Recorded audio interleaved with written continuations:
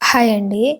ఈరోజొచ్చేసి పనస పిక్కలుంటాయి కదా! వాటితో అయితే ఫ్రై అయితే చేస్తున్నానండి. చాలా చాలా టేస్టీగా ఉంది. ఫస్ట్ టైమ్ అయితే నేనైతే ట్రై చేశాను, తిన్నాను. చాలా చాలా బావుంది. మీరు కూడా ఒకసారి ట్రై చేయండి.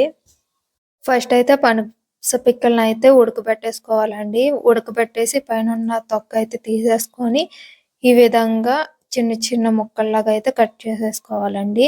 తర్వాత మనం బంగాళదుంపకి ఫ్రైకి పోపు పెట్టుకుంటాం కదా! అదే విధంగా అయితే పోపయితే పెట్టుకుంటానండి.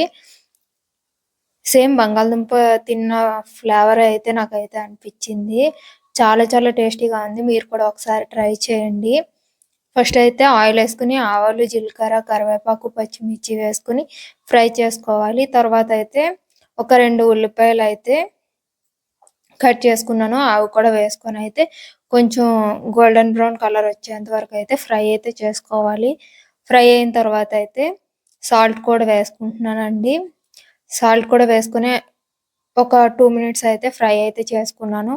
తర్వాత అయితే పసుపు కూడా అయితే వేసేసుకొని ఒకసారి కలిపేసుకున్న తర్వాత అయితే ఫస్టే కట్ చేసి పెట్టుకున్నాం కదా పనస పిక్కలు, అది కూడా అయితే వేసేసుకొని అంతా బాగా ఒకసారి కలిసిపోయేటట్టు అయితే కలిపేసుకొని ఒక 5 మినిట్స్ అయితే ఫ్రై చేసేసుకుంటే మనకి పనస పిక్కలతో అయితే